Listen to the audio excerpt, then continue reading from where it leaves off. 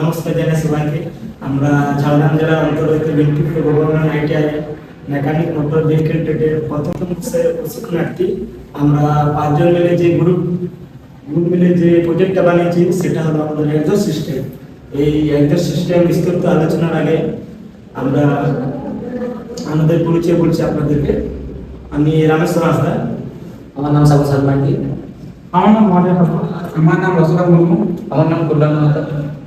এই exhaust system বানানোর উদ্দেশ্য কি না, এই এক্সস্ট সিস্টেম বানানোর উদ্দেশ্য আমাদের এই যে ইঞ্জিন যে পাওয়ার সাপ্লাই পর যে এক্সস্ট কিভাবে বেরোয়, যে ধুম কোথায় কিভাবে কাজ করে, সেটা বিস্তারিত আলোচনার জন্য আমি মহাদেবকে কিছু বলার জন্য আহ্বান করছি। নমস্কার, আমি মহাদেব হাসদা।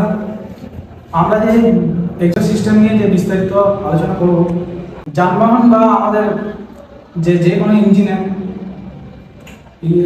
এক্সস্ট সিস্টেম হলো এমন একটি ব্যবস্থা যা ইঞ্জিনের মধ্যে পোড়া ধোঁয়া বা গ্যাসকে আমরা বাইরে বার করে দিই এবং এটা শব্দ কমায়। এটি গাড়ি বা ইঞ্জিনের যে কোনো ইঞ্জিনের ক্ষেত্রে এটি নিরাপদ, খুবই গুরুত্বপূর্ণ।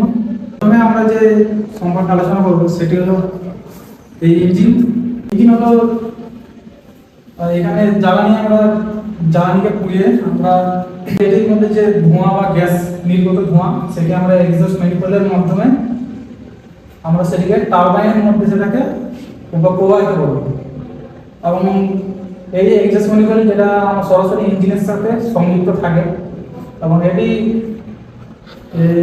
সাহায্যে ধোঁয়া যে বিষাক্ত গ্যাস বা ধোঁয়া সেটি এক্সস্ট ম্যানিফোল্ডে এটা সংগ্রহ করে ধোঁয়া।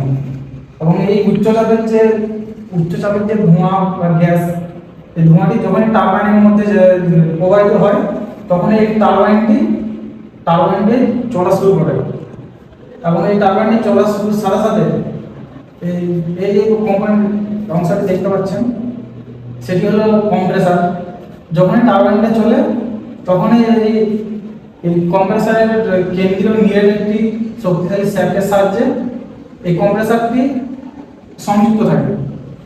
যখন এই টারবাইনটা চলে সেই একই সঙ্গে এই কম্প্রেসারটি চলাচল শুরু করে এবং এই কম্প্রেসারটি যখনই চলে তখন বাইরের পরিবেশ থেকে পরিষ্কার বায়ু এবং এটি অক্সিজেন সমৃদ্ধ বাতাস সেটা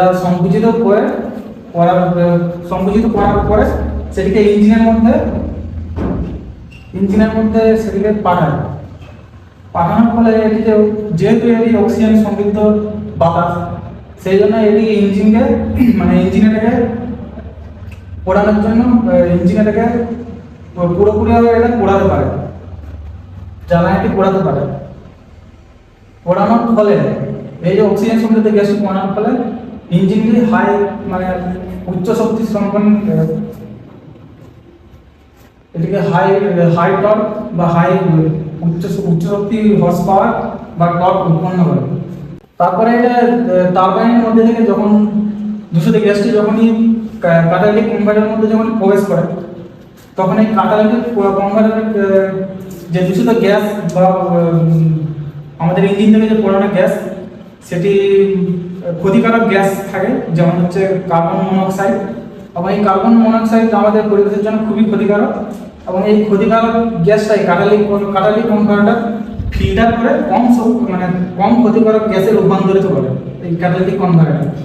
এরপরে এই ক্যাটালিটিক কনভার্টারের মধ্যে দিয়ে যখনই গ্যাসটি যখনই প্রবাহিত হয় মাফলার বা সাইলেন্সার, এই সাইলেন্সার কি করে আমাদের শব্দ নিয়ন্ত্রণকারী একটি কম্পোনেন্ট।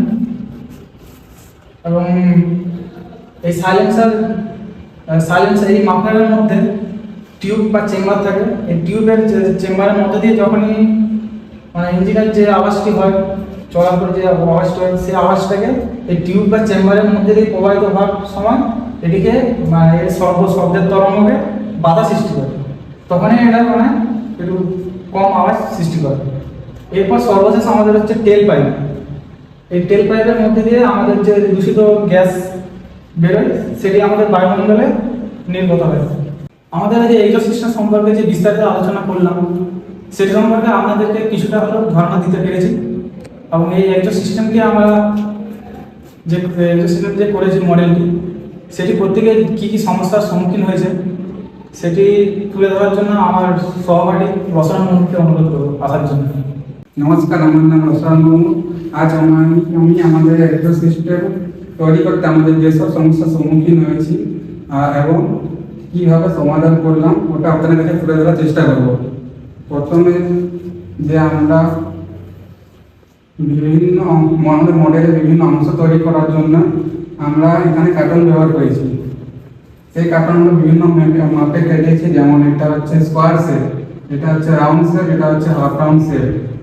এইগুলো কার্টুনগুলো কাটা খুবই কঠিন ছিল, তাই আমাদেরকে বারবার মাপ নিয়ে কাটতে হয়েছে যাতে প্রতিটা অংশ একে অপরের সাথে ভালোভাবে বসে যায়। তারপরে এই পাইপ যে আমরা কাটছিলাম সেই পাইপ আমাদের মেইন হচ্ছিল, পেটে আসছিল, তাই আমরা সিলেক্টিভ ব্যবহার করেছি যাতে ধোঁয়া বাইরে বের না হয়। তারপরে যে রবিন কাজ আমরা কিটাচ্ছিলাম কার্টনের উপরে, সেটা ভালোভাবে লাগছিল না, তাই আমরা গ্লু গানের ব্যবহার নিয়েছি যাতে কার্টন রবিন কাগজ ভালো শক্তভাবে যেমন বসে যায় আর আমাদের মডেলটা দেখতে আরো সুন্দর লাগে। তারপরে আমাদের মডেলটা তৈরি করার সময় যখন আমরা একটি পরীক্ষা করি তখন আমাদের একটি দুর্ঘটনা ঘটে যায়, যে জ্বালানি ব্যবহার করে আমরা ধোঁয়া উৎপন্ন করছিলাম সেই জ্বালানি বেশি পরিমাণ জ্বলে যাওয়ার কারণে আমাদের যে ইঞ্জিন হেড, এই ইঞ্জিন হেডের কভারটা সামান্য পড়ে যায়। আর যে ভিতরে আমরা মোটরের সাথে ফ্যান লাগিয়েছি সেই ফ্যান পড়ে যায়, ওটাকে আমরা পুনরায় পরিবর্তন করতে হয়েছে।